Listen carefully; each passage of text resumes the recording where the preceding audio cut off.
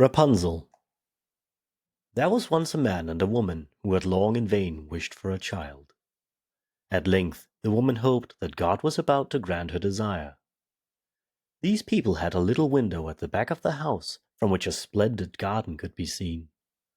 It was full of the most beautiful flowers and herbs.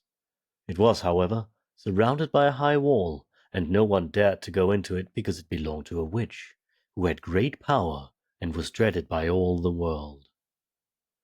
One day the woman was standing by this window and looking down into the garden when she saw a bed which was planted with the most beautiful rampion, or Rapunzel, and it looked so fresh and green that she longed for it and had the greatest desire to eat some. This desire increased every day, and as she knew that she could not get any of it, she quite pined away and looked pale and miserable. Then her husband was alarmed and asked, "What ails you, dear wife?" "Ah," she replied, "if I can't get some of the rampion to eat which is in the garden behind our house, I shall die."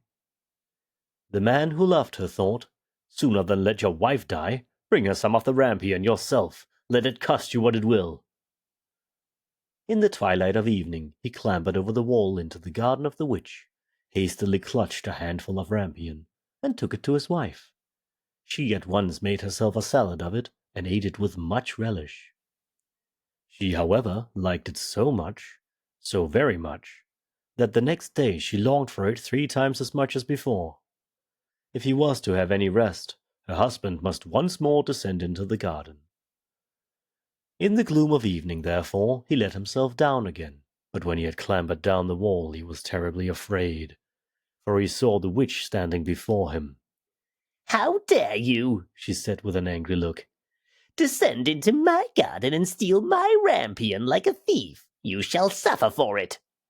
"Ah," answered he, "let mercy take the place of justice. I had to do it out of necessity. My wife saw your rampion from the window and felt such a longing for it that she would have died if she had not got some to eat." Then the witch let her anger be softened and said to him, "If the case be as you say, I will allow you to take away with you as much rampion as you will. Only I make one condition. You must give me the child which your wife will bring into the world. It shall be well treated, and I will care for it like a mother."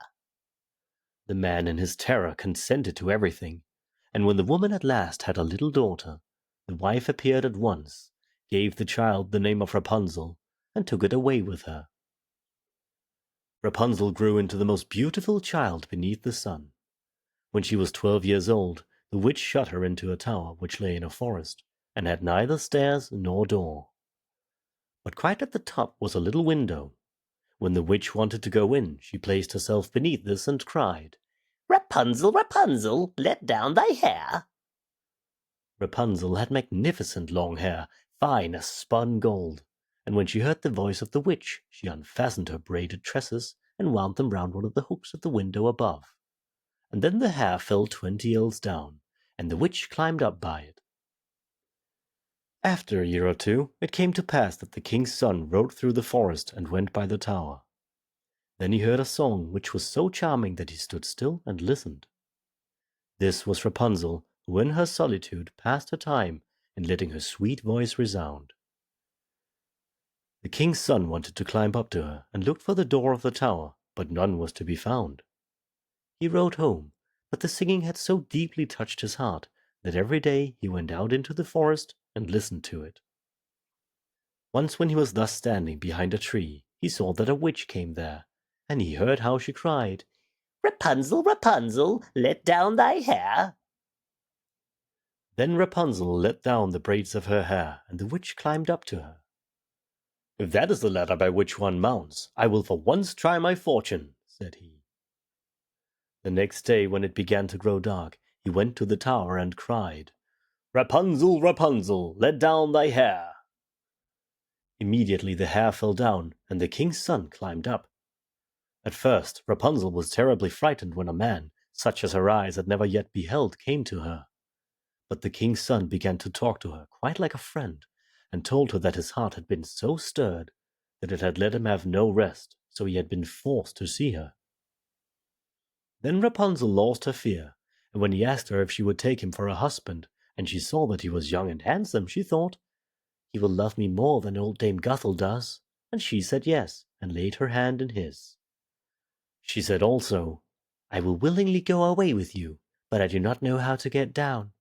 Bring with you a skein of silk every time that you come, and I will weave a ladder with it. When that is ready, I will descend, and you will take me on your horse." They agreed that until that time he should come to her every evening, for the old woman came by day. The witch remarked nothing of this, until once Rapunzel said to her, "Tell me, Dame Gothel, how it happens that you are so much heavier for me to draw up than the young king's son. He is with me in a moment." "Ah, you wicked child!" cried the witch. "What do I hear you say? I thought I had separated you from all the world, and yet you have deceived me." In her anger she clutched Rapunzel's beautiful tresses, wrapped them twice round her left hand, seized a pair of scissors with the right, and snip snap they were cut off, and the lovely braids lay on the ground. And she was so pitiless that she took poor Rapunzel into a desert, where she had to live in great grief and misery. On the same day, however, that she cast out Rapunzel, the witch came in the evening, fastened the braids of hair which she had cut off to the hook of the window, and when the king's son came and cried, "Rapunzel, Rapunzel, let down thy hair," she let the hair down. The king's son ascended. He did not find his dearest Rapunzel above, but the witch, who gazed at him with wicked and venomous looks. "Aha!" she cried mockingly.